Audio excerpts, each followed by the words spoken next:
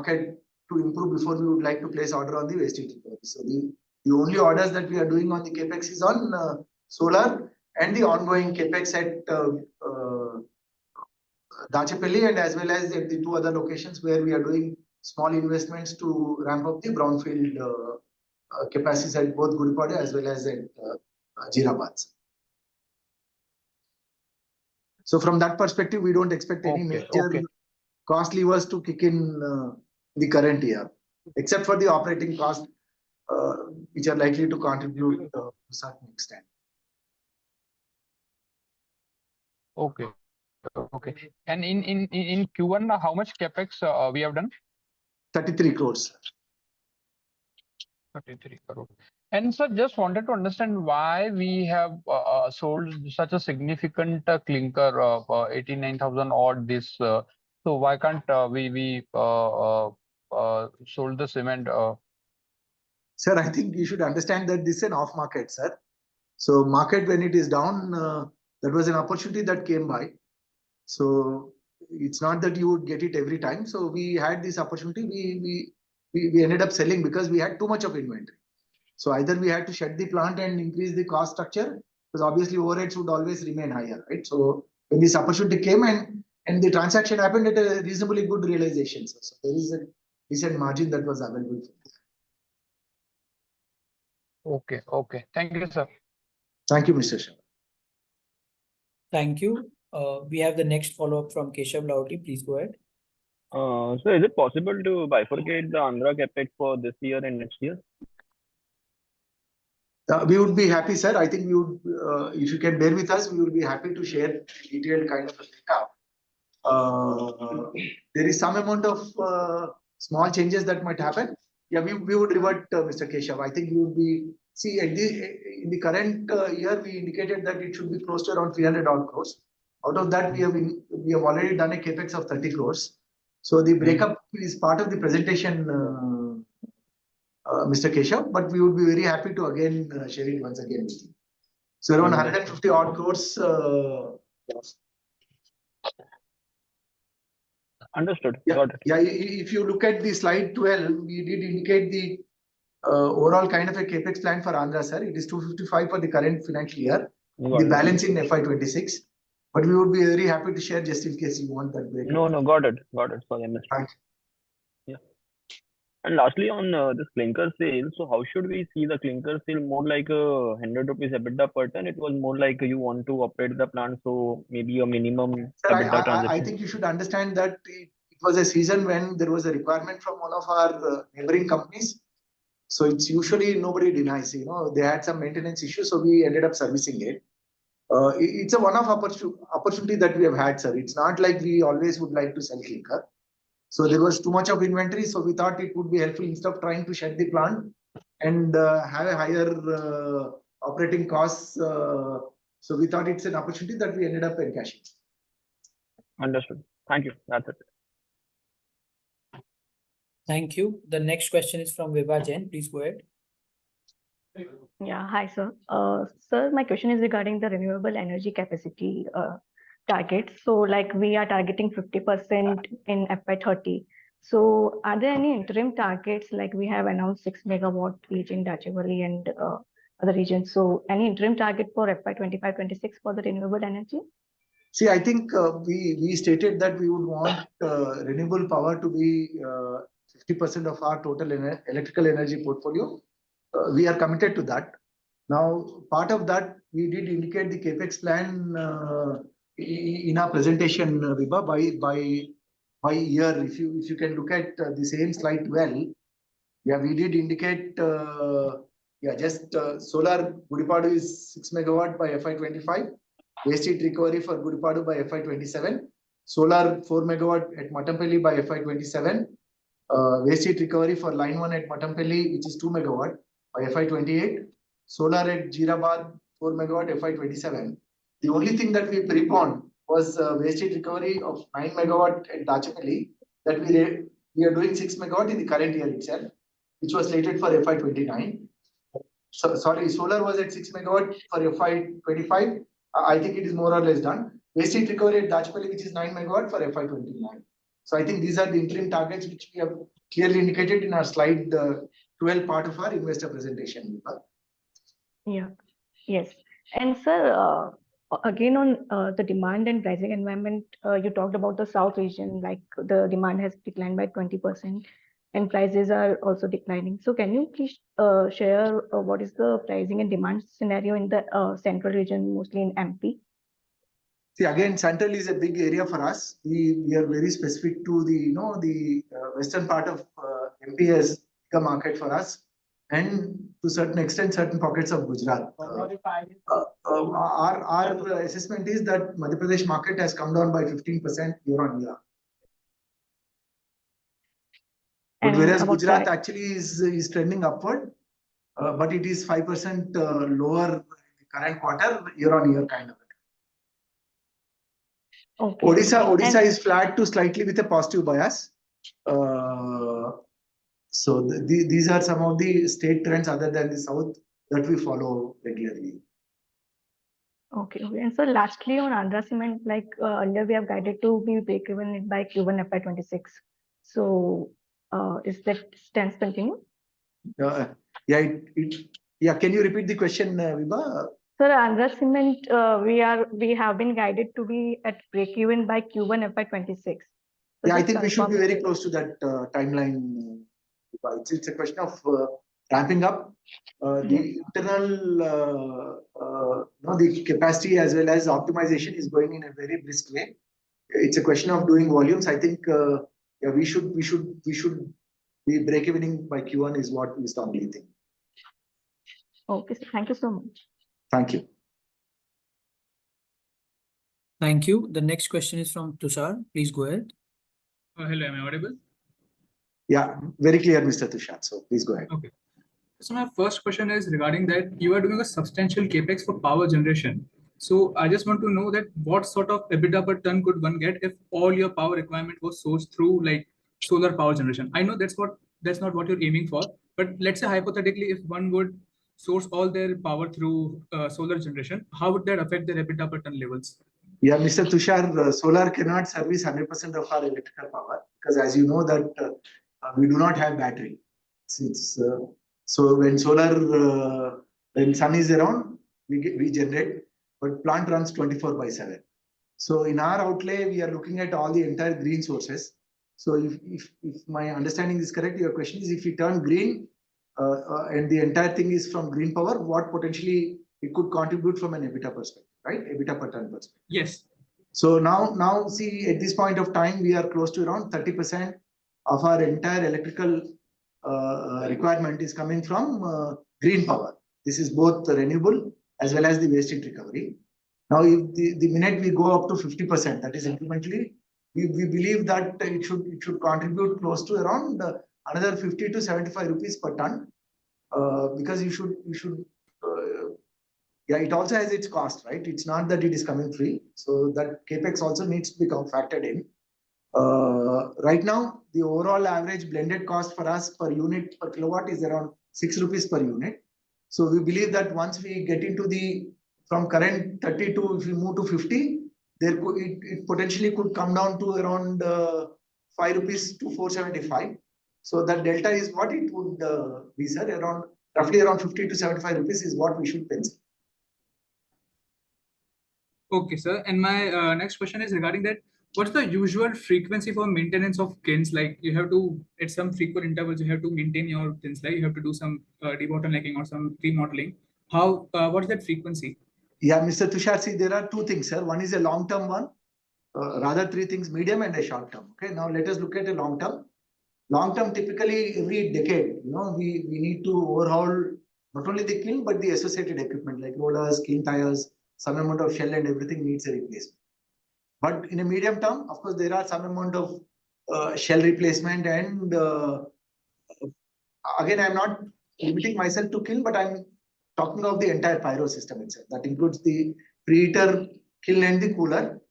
Medium term, it demands some amount of replacement to some of the consumables, especially the refractory and the castables. And the spare parts that are long term, medium term for a cooler. Short term, it is limited only to burning zone, sir. So most of the The brick lining in the burning zone and slightly higher temperature zone needs replacement once to 6 to 9 months time. Same would be the case with some moving parts in a cooler that needs quick maintenance in a short term. But all in all, what we generally do, not only for the kiln, sir, but the entire equipment, we factor anywhere between 150 to 200 rupees per ton as the repairs and maintenance kind of a cost for the overall kind of an equipment. And a large, longer term kind of a replacement is typically capitalized because these are meant for, sometimes 10 years, sometimes 7 years, so they get capitalized. Okay, the 150 to 200 per ton that you've given for maintenance cost is for a year, right? On average. Yes, sir. Per ton for a year, that would be the usual. That includes the repairs and maintenance and some consumables that get added up. Okay, sir. I'm only talking of this pyro and all, sir. But there are other consumables like lubricants and all, which are slightly factored slightly differently. That should be another 100 rupees extra. That's fair enough. And so the last question is regarding your plant at Dachipalli. Right now, it's at utilization of around 29%. Yes, and you have planned an expansion. So, what are your plans for ramping up the utilization? Mr. Tushar, sorry, I'm preempting. See, this is not an expansion alone. Expansion is incidental, sir. The idea is to increase the efficiency of the plant. So the investment was more directed towards increasing the efficiency rather than an expansion kind of a mode. Since we are adding a new generation preheater, so it also is helping us have an additional output. But the primary purpose for this investment is to increase the efficiencies, because the old pyro system is a 4-stage preheater with a separate line, 5-stage calciner line, sir. It's almost 15-year-old kind of a setup. Now what we are doing is we are going up with a 6-stage inline twin string calciner. From earlier 800 kcal it used to consume for clinker. We are targeting at less than 700 kind of a kcal with this investment, sir. So this also is helping us increase the output of the pyro system. So that is where most of the investment is directed. Same is the case with the grinding circuit, sir. So there were 2 standalone ball mills earlier. So of course they had uninstalled pre-grinder before for 1 ball mill. So what we are also doing is we are also adding 1 more pre-grinder as a roll press for 1 more ball mill. I mean, these measures are primarily from a perspective of increasing the overall kind of an efficiency and reduce the cost, which incidentally also is helping us increase the output. So that is where our stated objective is, Mr. Tushar. But if you look at our operating outlook, what we have indicated for Andhra, we don't expect it to cross more than 60% over next 5 years time either way. Because that is more in line with what we believe are the markets that it services, the overall kind of a demand supply equation in those areas probably would not be any different than what we have penciled in. So the idea is not to expand, sir. Idea is to optimize the overall cost. Okay, so that answers all of my questions. Thank you very much. Thank you, Mr. Tushar. Thank you, Tushar.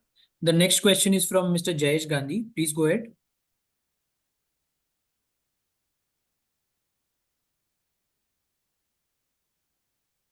Mr. Jayesh, you can unmute your line and please go ahead with your question.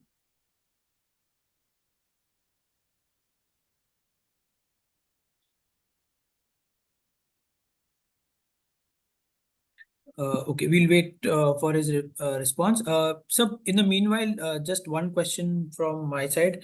How much in terms of the overall cost would come down for Andhra Cement after the entire capex is done?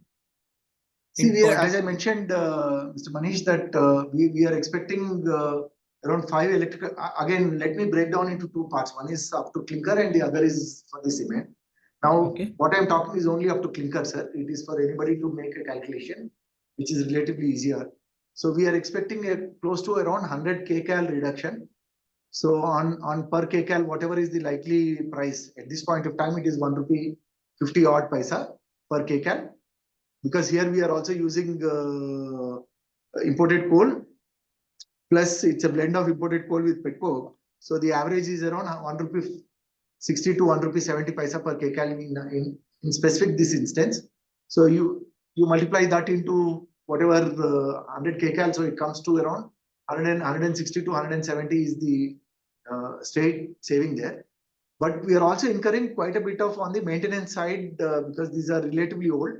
The kiln is almost close to 40-year-old kind of a kiln setup. So bulk of the investment also is going into that. So breakdown cost and all, we expect another 50 odd rupees from the mechanical maintenance related issues.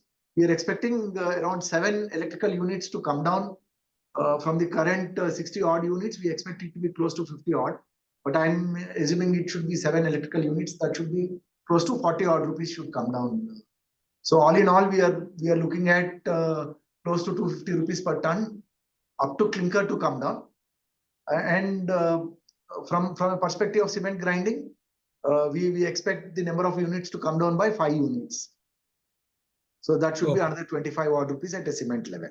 But cement is a bit complex because it's again to do with OPC and PPC. So factoring that would be a challenge. So from a clinker to that conversion factor, if we have to look at it and do that, I think we should definitely save 250 rupees on an average at a cement level once the entire project is done.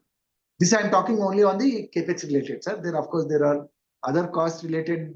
This thing with renewable power investment and all that should be topping the overall kind of cost reductions that are likely to happen. I have not factored waste heat recovery, nor I have factored the solar unit at Andhra as in these numbers. Got it. So this is the existing capex plan that will Yes, sir. Yes, sir. reduce. Yes, sir. Got it, sir. Thank you so much. The next question is from Jayesh Gandhi. Please go ahead.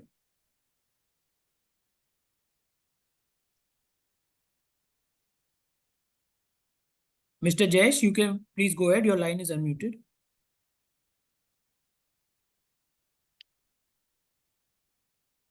Okay, we'll take the next question from Rajesh Ravi. Rajesh, you can please go ahead. Yeah, hi sir, good afternoon. Am I audible? Yes, sir. Very clear, Mr. Raj. Hi sir.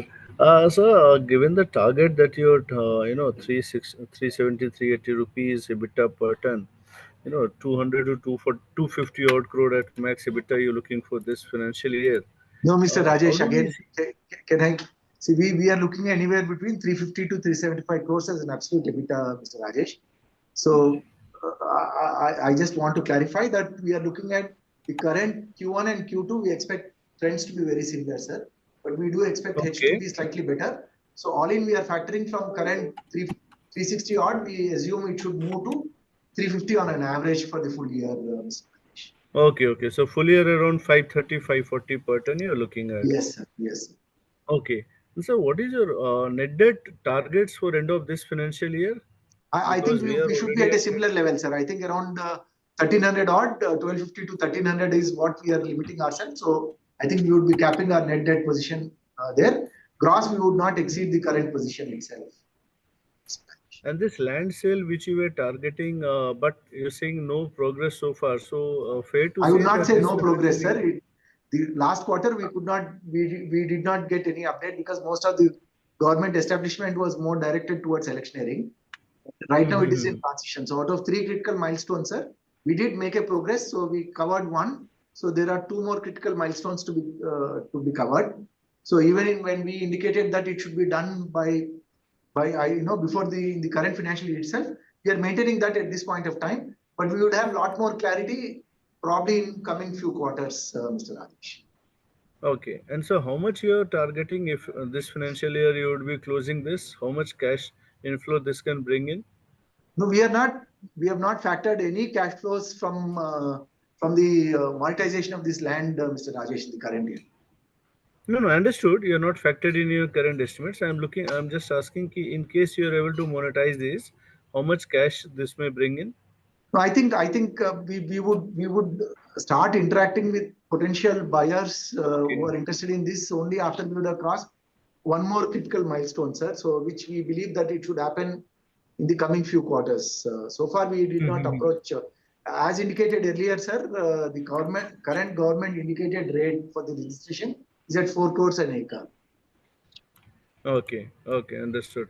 And lastly, given that now Penna is acquired and they would be ramping up 10 million ton capacity, struggling with working capital, would now go full throttle. And even Kesoram will see some uptick in volumes, this year this may get consummated in Ultratech, and a few more assets are under talks, as per market chatter. So how should we look at the south landscape, and for a place like you, jahan par your utilization is already low, will that impact the will keep the margin subdued for more time? I mean, the pricing may not see meaningful uptick for next 1 2 year. Is that a better understanding? Yeah, Mr. Rajesh, I'm sure you look at this market much more closer than what we would. So the top 10 players market shares have not moved significantly even with the post some of the M&A that has happened, sir. So the number of actors more or less remain very close to the past numbers. So, Mm-hmm. should we expect any differently? Internally, we believe that it may not significantly alter, sir. I think it's a collective players market, so it may not change that significantly in either direction. I'm not for a minute telling that market would be much better or much worse off. I think internally what we are factoring is from an off season to a season there should be a price increase. Nothing beyond is expected in the current year, sir. Mm-hmm. And we will take one step at a time as these players ramp up, because I think there could be a realignment in brands and all, which currently we are only hearing, but we are yet to see. Okay. So how the position of it and all would alter, those things could be significant. Now you look at our own market position, sir. See, with the M&A that we have seen with Adani, our significant market is still not yet impacted because the Penna's footprint in our own bigger markets is very, very limited. So with ramp up and all, it may not significantly alter the major markets that we are in. So that is what we believe. Because even if that one asset that has to operate at 100%, it may not significantly alter the market landscape itself. Okay. Okay, sir. Great. That's all from my end. We'll come back in queue. Thank you. Thank you, Mr. Rajesh. Thank you. So the next question is from Mr. Jayesh Gandhi. What can be the capacity utilization of the entire AP post the Amravati development goes to full swing? No, I That's think the first part of the question. Okay, so should I address this first, Manish, Yes, sir. or you want to? Yes. Yes, sir. Yeah, I think our assessment is that since supply also has mashed up, sir. I mean, from the we exactly are not in a position to really calculate the exact demand of Amaravati. But in the past, 5 to 7 years back, when the Amaravati was being implemented, or it was it was in the pipeline. If I have to assume that same thing more or less remains with slightly increased outlay, supply more or less caught up in that area, sir. But internally, for some of the players which are in close proximity, which most of the people are, I think it should impact around 250 to 500 bips, not more, in terms of an utilization. Because the demand drivers, in our view, could have changed from the earlier regimes to this. So that is what is also another factor that one has to be mindful of when you are arriving at a potential demand with Amaravati its peak. But what is very important is the rub-off effect of Amaravati on the surrounding districts is something which we have to pencil in, sir. We are still trying to accumulate the data of likely kind of an impact in that neighborhood. That is something which also gives a confidence that it should improve 250 to 500 bips on an overall industry level. But at each individual player's level, I don't know how much it would have impacted, because supply is more or less on a similar line, sir. Timeline, you have looked at it. My Home has capacity. She has added capacity. Chettinad has come up new vis-a-vis to the earlier 5 years back. Now, Andhra was not very active. Andhra Cement was not at its best at that point of time. So all these ramp-ups should negate the overall kind of operating rates for the players in general. Manish, if I've addressed that. Thank you, sir. So the next part of the question is, what is the lead distance of our plants at Mattappalli, Gudipadu and Baivaram? And do we have an edge in terms of the lead distance? Yeah, Manish, edge towards Amaravati or edge towards in market in general? See, I think our average lead distance is somewhere around 244, what we have indicated. For each plant, I think we would be very happy separately sharing it. The average is at 244, sir. So for some units like Zirabad and all, it is less than 200. For Jajpur also it is less than 200. Yeah, somewhere around 150 for Jajpur. For Mattampalli and Gudipadu, it has come down. It has come down, but it may not remain so. But what we have indicated to the market is that we should be below 300 or below 280. I think we should be more or less on an average towards. Our lead distance towards Amaravati, sir, I think. Amaravati, sir, yes. Yeah, we are part of the Nalgonda cluster, sir. I think aerially some people might be very close to Amaravati, but I think the average lead distance from each of our assets should be less than 150 kilometers, less than 100 kilometers for few assets of us, but on average it should not be more than 150 in general. Because Amaravati is not just one location, sir. It's actually a big, I think it's a 50 square kilometer kind of area. So for each of our assets, in different direction, it is close by. But that is the case with the cluster players, sir. I think the entire Nalgonda cluster may not be very far off or may not be very close. They are equidistant to Amaravati is what we strongly believe. Got it, sir. Thank you so much. Anyone who has a question may please indicate by raise of hands. So as there are no further questions, I would like to hand over to you for your closing comments, sir. Yeah, thank you, Manish. Thank you, each one of you, for taking your time out and joining and showing interest in listening to us and having to get more information about us. We would like to thank once again for all of you for joining on this call. I hope you got all the answers you are looking for. Please feel free to connect with our team at Sagar or CDR should you need any further information or have any further queries. We will be more than happy to address them and discuss them with you. Thank you again. Have a good day. Thank you. Thank you, everyone. That concludes the call. You may now disconnect. Have a good day.